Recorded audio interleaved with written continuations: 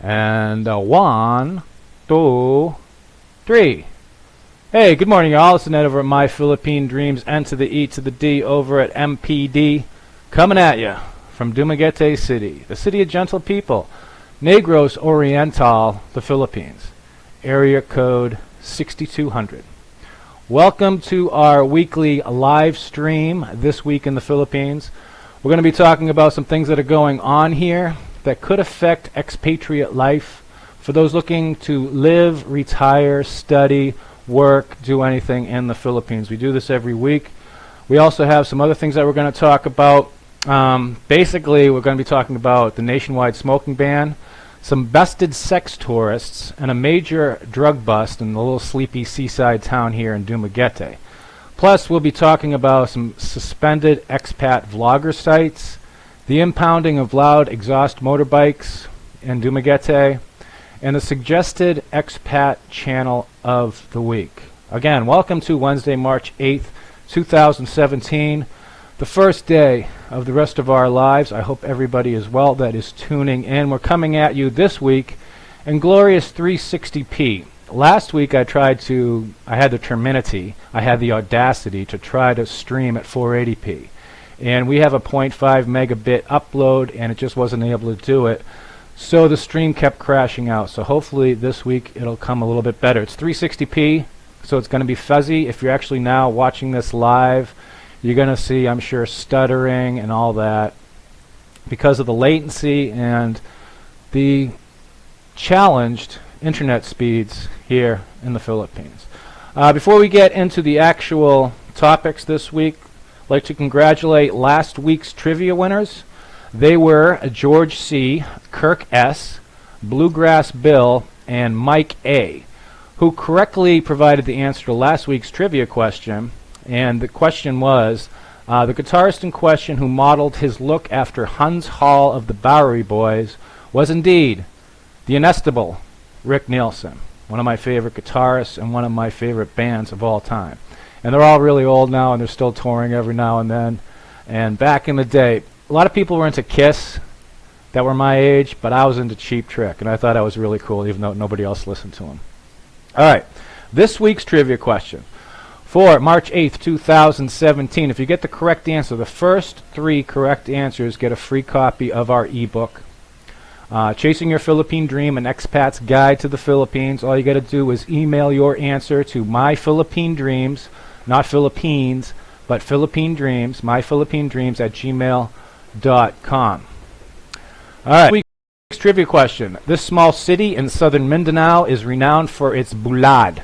I think in Cebuano it's called buwad, which is dried fish. It's rather redolent and has a very distinctive aroma. The city's other claim to fame is being the hometown of my significantly better half, Michelle. What is the name of this city in southern Mindanao? And I've only been there once. I did a video on it, and I wasn't too crazy about it. I just didn't like the town that much. The amenities, because I'm spoiled. I'm a spoiled foreigner. Again, the first 3 correct answers to this question, Michelle's hometown, get a free copy of our book, Chasing Your Philippine Dream. All right, we're going to get right into it now.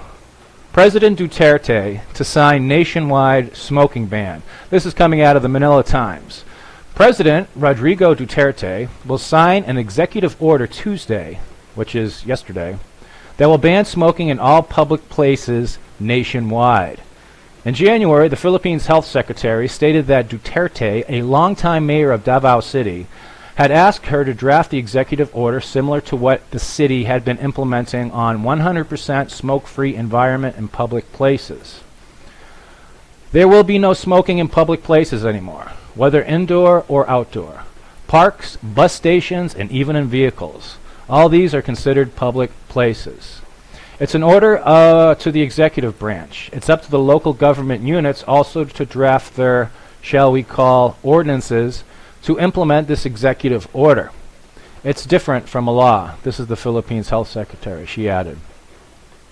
And finally, they say in the article, the executive order is intended to prevent children, the poor, and the public from smoking in public places. There's no reference being made to the Filipino elite or the super rich. So maybe they're still allowed to smoke in public.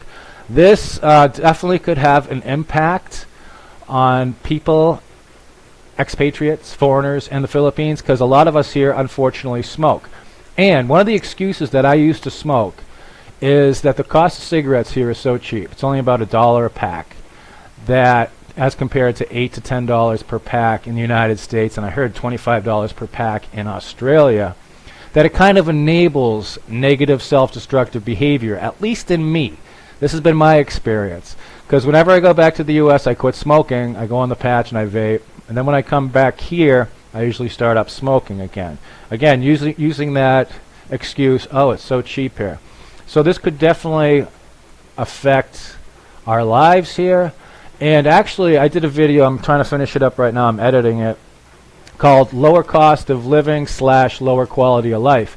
And I think that cheap booze and cheap cigarettes, at least in my opinion, as it affects me and I can see it around and people around me, actually contributes to a lower quality of life, because when it's that cheap and people don't have other things to do, they tend to, involve themselves in these destructive self-behaviors, which affect not only them, but the people around them, the people that, their friends, their family, that type of thing. So we'll see what happens. All right, with that, we'll go to the comments real quick. We'll see if this is working.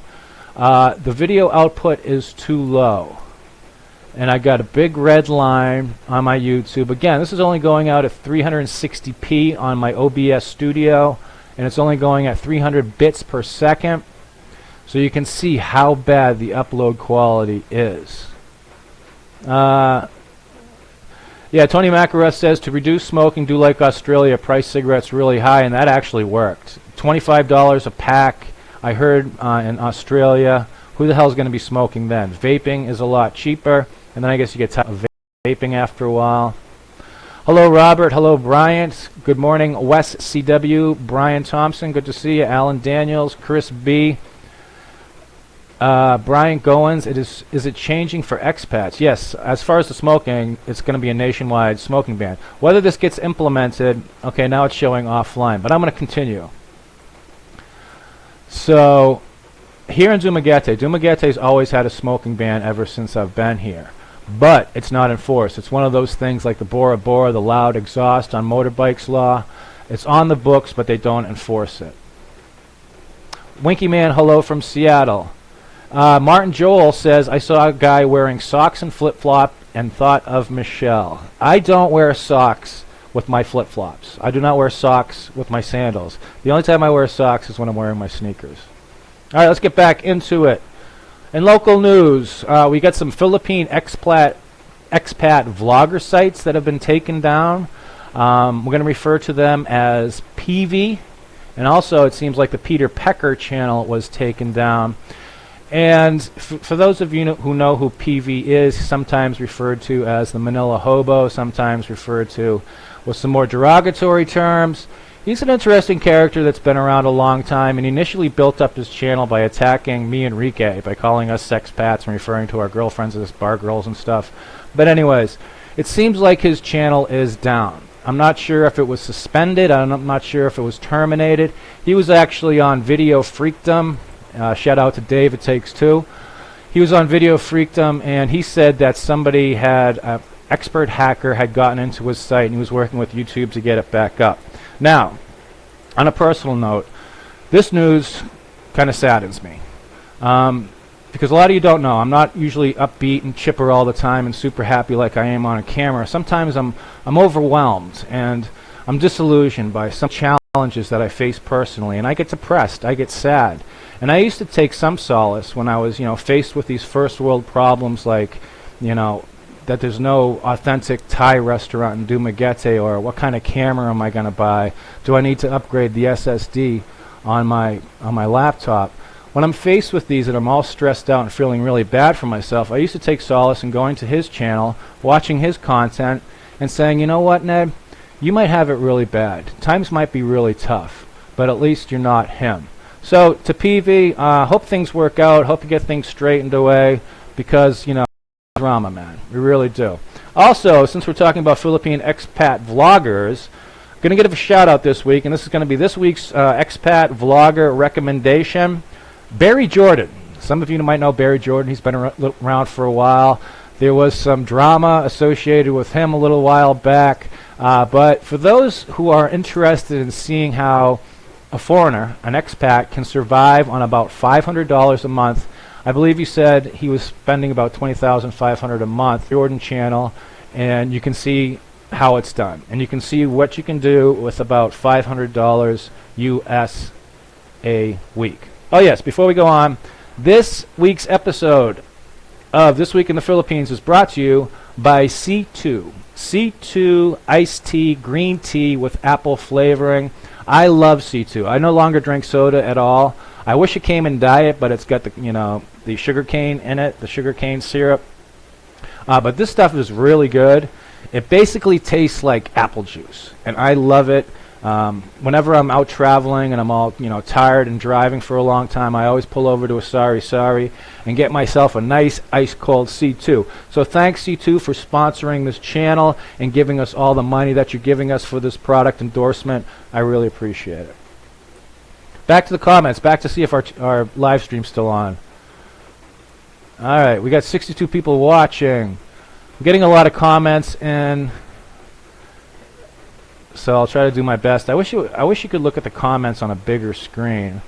Golden Rich says, I'm back, bitches. Golden Rich, I believe, is an expatriate up in Thailand, and he's kind of a strange guy. I don't think English is his first language. Marco D says, PV's channel would have been much bigger if it wasn't for all the drama. Yeah. Golden Rich gives a shout out to Twitchy. Hi, Greg. Hope all is well up in Thailand. It's good to see that you got back with your lady. And Marco D also brings up a good point. Barry is a survivor. Yes. Say what you will about Barry Jordan, and I'm sure there's some people are going to say bad things about him, just like they say bad things about me and everybody else. But he is a survivor. I, for one, could not do that. I could do it for like a day, maybe 2 days.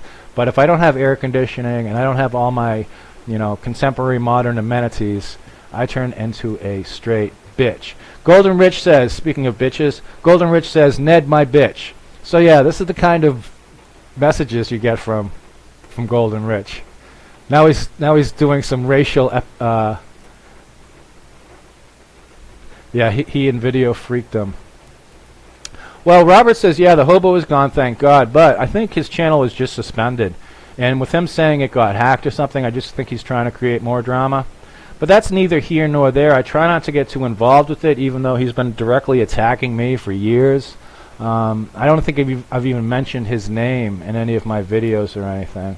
But he's a special guy. All right, so we got our Philippine Expat Vlogger channel of the week, Barry Jordan. Next up, Drug Bust. And Dumaguete City. Bum, bum, bum. Dumaguete City. Operatives of the Philippine Drug Enforcement Agency, the PDEA, have arrested a suspected courier for a drug syndicate operating inside New Bilibid prison in Luzon. Bilibid. I think it's Bilibid. Now, I worked in prisons for many years in the United States. This prison up in New Bilibid, it's up in Luzon. The videos and the photos I've seen of this place, it is a rough spot, and it's somewhere that you don't want to be. And allegedly, there's a drug syndicate operating outside of it because people have cell phones, and even though they've been arrested, they're still operating it. This is all alleged. I don't have any problems with any local drug dealers. The suspect was identified as a local resident of Dumaguete. The PDA stated that the individual was arrested in an entrapment operation at Barangay Taclobo in Dumaguete. That's a nice barangay. On Saturday afternoon. 1 kilo of what is believed to be shabu, which is crystal methamphetamine, worth an estimated 3.8 million pesos, was retrieved from the suspect. The group has been under surveillance for some time because they were considered one of the main drug players in Negros Oriental. The police said the suspect was just one of the hired couriers of the syndicate, a member of which is detained at the New Bilibid prison up in Luzon. Transactions were allegedly done through text messages and phone calls. And they actually show a picture of the guy. I think I took this off Hulagawai, or it was local news. And he's basically covering his face, has his face down on the desk. They have the container of shabu. It's a big, like, rice bag full of shabu. 3.8 million pesos. That's a lot of money. So again, the drug problem continues. And this guy, you know, he's arrested, but the way things have been going, you know, over the past 6 months or so, perhaps he should be lucky to be alive. So that's that. Moving on into more local news. Bora Bora bikes were impounded in Dumaguete recently. I just put up a Facebook post. It's also all over Hulagawai.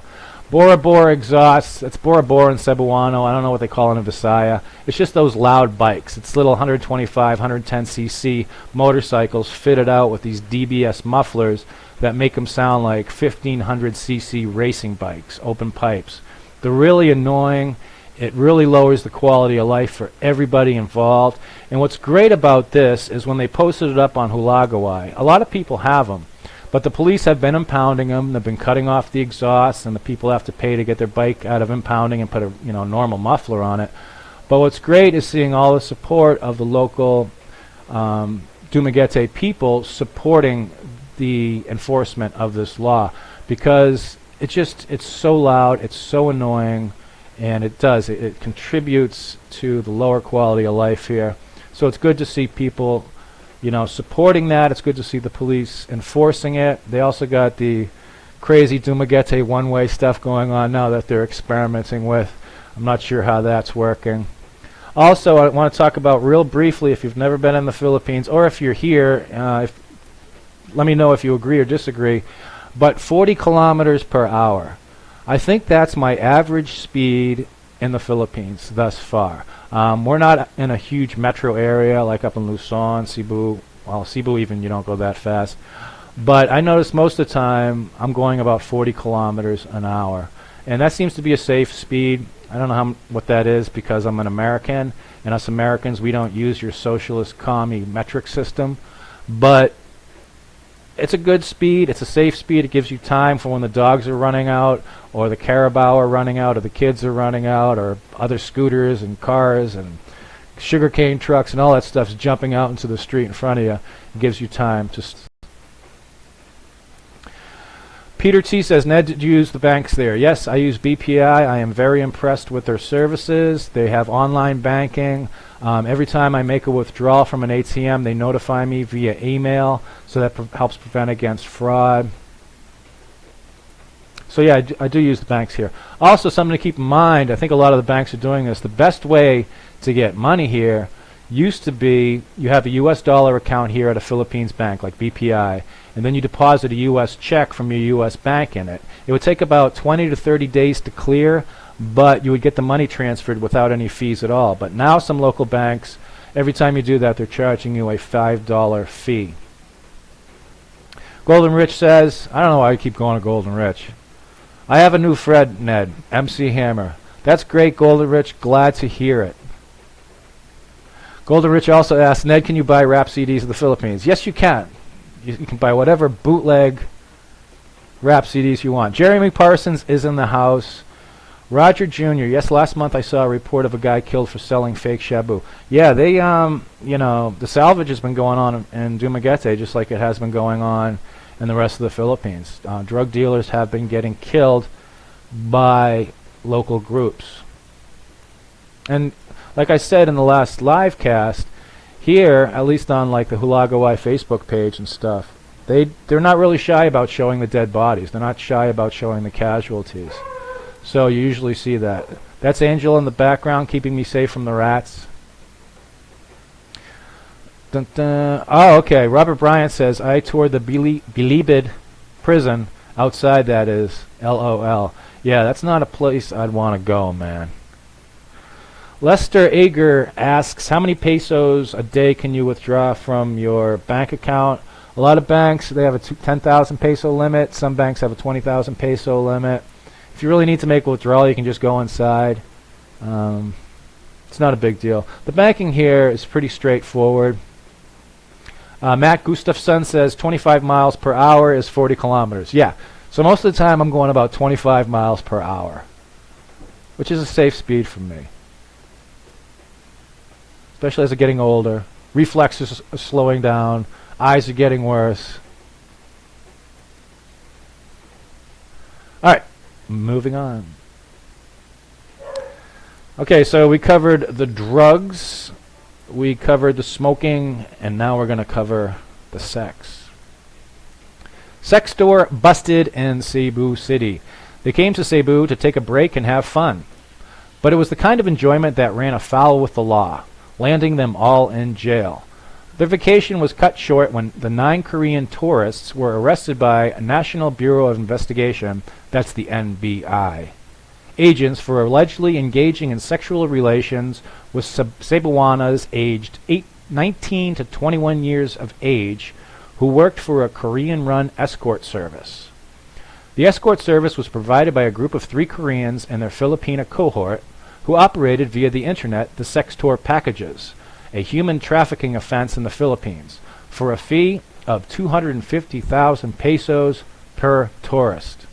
The arrested Korean tourists, aged between 40 to 50 years of age, were caught sleeping with their respective Cebuana escorts in a beachfront hotel in Lapu-Lapu City. The Korean nationals did not resist arrest.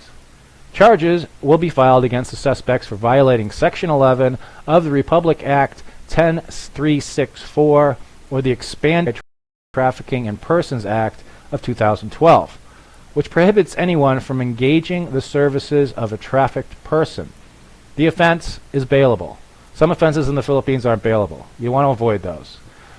3 other Korean nationals, as well as their local contract, are also facing qualified trafficking charges for recruiting the victims. The 4, however, remain at large, so I guess they got away, but they'll eventually be caught, or they can't leave the country.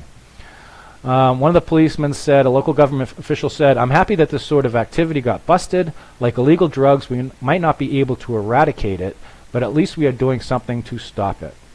The local mayor also said that they will help in the aftercare of the rescued victims, as well as help in the prosecution of the suspects if necessary.